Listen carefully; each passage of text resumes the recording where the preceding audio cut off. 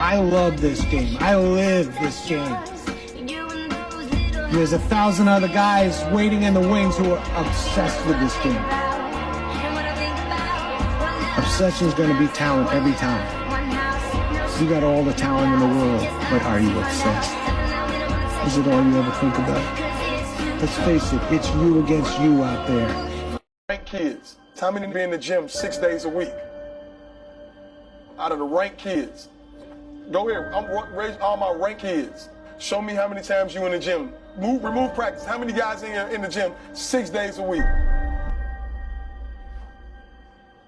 We got one out of the ranked kids. What you got to say? You want to be an All-American, right? Right? I ain't gonna lie to you. Like, an All-American work. An All-American works. Bro, how often do you go work out? How many days you go a week? Man, please. But you had your opportunity to be an All-American. Was the ball in your hand? It was. You ain't do. Wanna know why? Because when you off the floor, you don't do. Your focus ain't there. Like he just said, what you spend your time doing outside of here, that's what can show up. So when you need your game to show up, most important, it don't show up. It lets you down. Wanna know why? Because you let yourself down every day. Michael Jordan, remember I interviewed him years ago, and I said, what makes you the best in the world? Is it skill? Is it talent? Is it ability? Is it background? Is it training? And he was so awesome. He said, Tony, I can tell you the truth and it won't sound like hyperbole or false modesty. He said, I didn't even make the high school basketball team my sophomore year. I was cut. He said, what it is every day I demand more from myself than anybody else could possibly expect. I don't compete with other people. I compete with what I'm capable of. Keep showing up. If no one invests in you, invest in yourself. If no one believes in you, believe in yourself. Even if you don't see the results right. It's 1 a.m. I'm going for my third workout. Do I want to go to the gym? Absolutely not. I'd rather,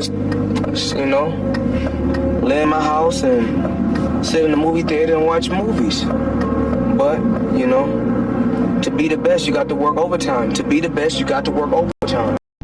If I had to sum up in one word the difference between the greats and the average, the difference between the successful and the nobodies of the world, one word, one attribute to describe the difference: discipline. If you don't have the discipline, you can forget about the trophy.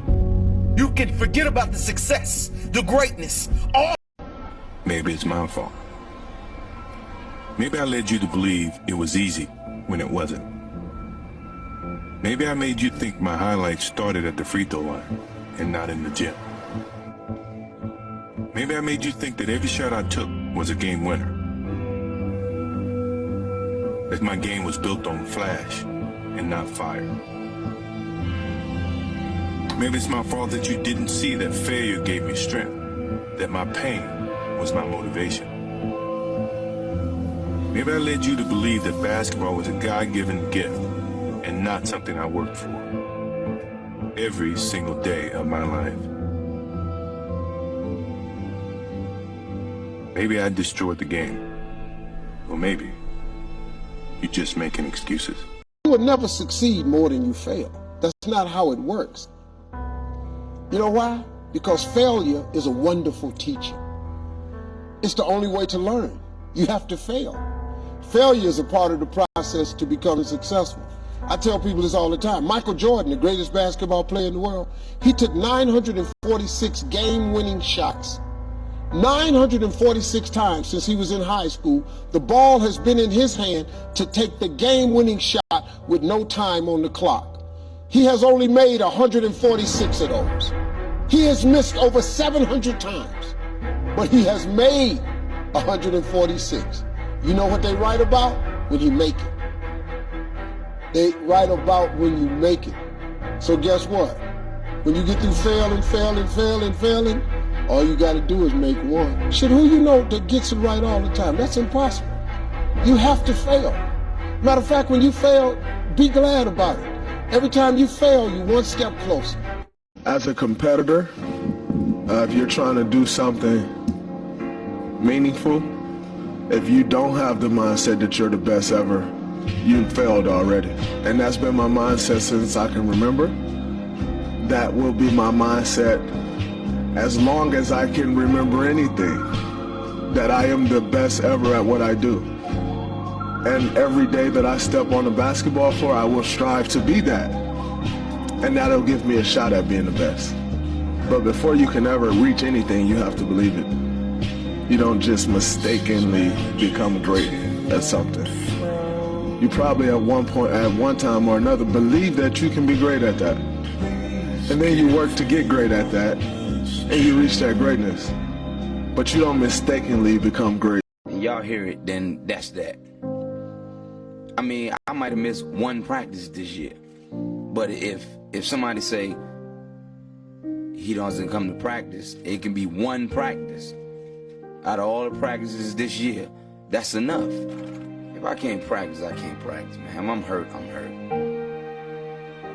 I mean, simple as that. It ain't about that. I mean, it's not about that at all. You know what I'm saying? I mean, but it's easy to talk about. It's easy to sum it up when you just talk about practice. We sitting here, I'm supposed to be the franchise player, and we're in here talking about practice. I mean, listen, we talking about practice. Not a game, not a game, not a game. We talking about practice. Not a game. Not the game that I go out there and die for and play every game like it's my last. You know, I always felt like I had a chance to make it. And the way I work and how much I believe in myself, I knew that would give me a chance. So anytime odds get stacked up against me, I feel like it's in me to beat it. And, you know, I believed I could do anything. When I work out, when I shoot shots, I hold myself to a standard to where if I'm making 10 shots, I won't miss more than 2. It'll be 10 for 12 or I'll do it again.